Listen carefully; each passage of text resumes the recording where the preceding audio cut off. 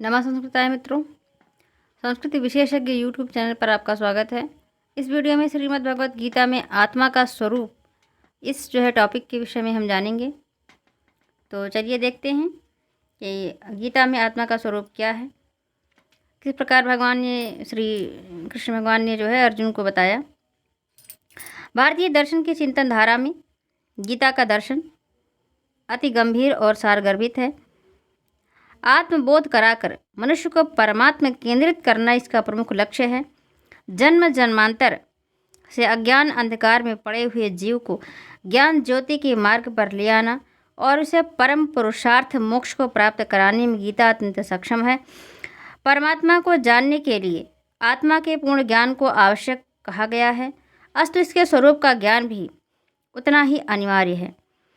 आत्मा का स्वरूप क्या है, कैसा है, कहाँ रहता है, शरीर के विनाश के बाद उसका क्या होता है, वह मरता है अथवा नहीं मरता, इन सभी प्रश्नों का उत्तर गीता में बड़े ही तार्किक ढंग से दिया गया है।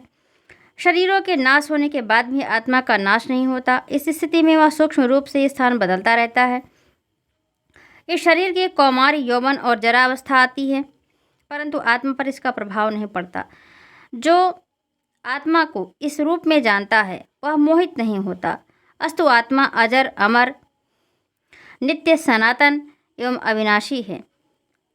न जायते मृते व कदाचित, नायं भूत्वा भविता व न भूयः, अजो नित्यः शाश्वतो अयं पुराणो, न हन्यते हन्यमाने शरीरे। बहुत ही अच्छी बात है। मनुष्य का शरीर नाश को प्राप्त होता है, किंतु उसमें साक्षी रूप से विद्यमान आत्मा का विनाश संभव नहीं है, क्योंकि यह आत्मा अविनाशी, नित्य, अजन्मा और अव्यय है, अर्थात इसका व्यय नहीं होता, जो खर्च नहीं होता।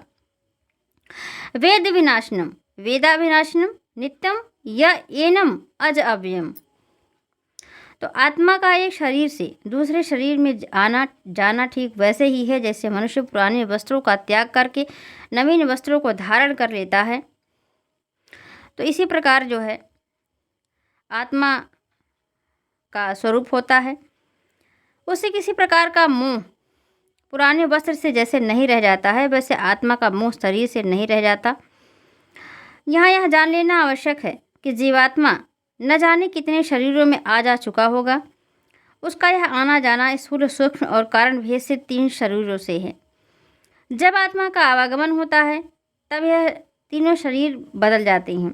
कर्म के अनुसार ही मनुष्य का स्वभाव बदल जाता है।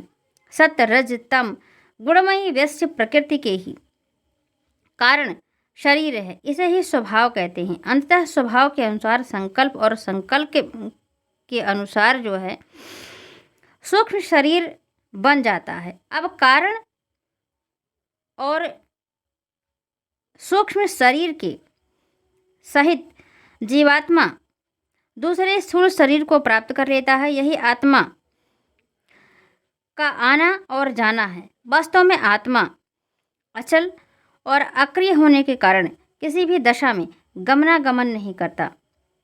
जैसे घड़े को एक स्थान से दूसरे स्थान पर ले जाने पर उसके भीतर विद्यमान घटाकाश का गमनागमन प्रतीत होता है, वैसे ही सूक्ष्म शरीर का गमनागमन होने से आत्मा के गमनागमन की प्रतीति होती है।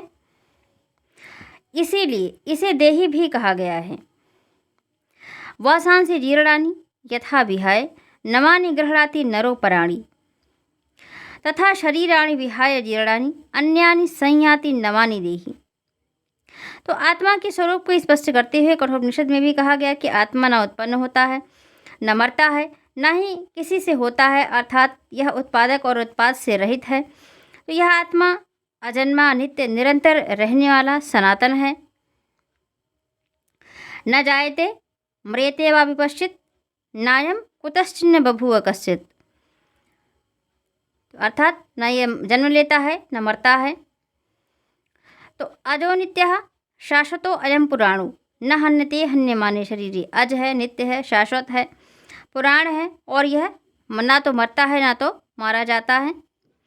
तो इस आत्मा का छेदन नहीं किया जा सकता है, इसे अग्नि से जलाया नहीं जा सकता है, ना ही इसे गीला किया जा सकता है, ना ही इसे वायु सुखा सकती है। और क्योंकि यह आत्मा नित्य, सर्वव्यापी, अचल, स्थिर रहने वाला और सनातन है, शरीर अनित्य एवं साकार वस्तु है और आत्मा नित्य और निराकार है। तो नित्यः सर्वगतः स्थाणुः अचलो अयम सनातनः। तो ये नित्य है, सर्वगत है, स्थाणु है, अचल है, सनातन है। गीता का कहना है कि आत्मा अव्यक्त है, अचिंत्य है, विकार रहित है।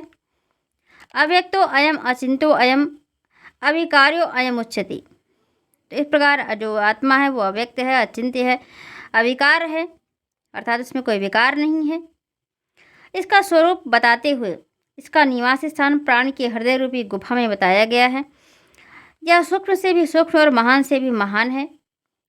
कर्तव्य कर्म से बंधन से युक्त मनुष्य ब्रह्म की कृपा से आत्मा की महिमा को जान पाने में समर्थ हो जाता है।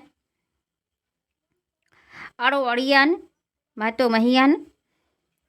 तो ये अणु से भी छोटा है और बड़े से भी बड़ा है। आत्मा से जंतो निहितो गुहायाम। तो मनुष्य के हृदय की गुफा में है। तमक कर्तुः पश्यति वीत शोको धातुः प्रसादान महिमानम आत्मना। तो इसी भाव को श्वेताश्वतर उपनिषद में जो है, श्वेताश्वतर उपनिषद जो है में अक्षरशः व्यक्त किया गया है। आत्मा के ज्ञान की कठिनता जो प्राप्ति है, अर्थात ज्ञान की दुरूहता को स्पष्ट करते हुए कठोपनिषद और मुंडकोपनिषद को स्पष्ट करते हुए कहा गया है, नायम आत्मा प्रवचनेन लभ्यो और न मेधया न बहुना श्रुतेन यमैवेश विरुते तेन लभ्य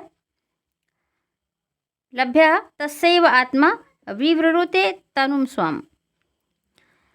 तो ये थी जानकारी आपकी मुंडकोपनिषद की। तो आशय यह है कि आत्मा उपदेश से ही नहीं प्राप्त हो सकती है, ना ही इसकी प्राप्ति बुद्धि शास्त्र श्रवण से ही हो सकती है। यह स्वयं जिसे अपना ज्ञान कराना चाहती है उसे वर्ण करके अपना स्वरूप प्रकाशित कर देती है।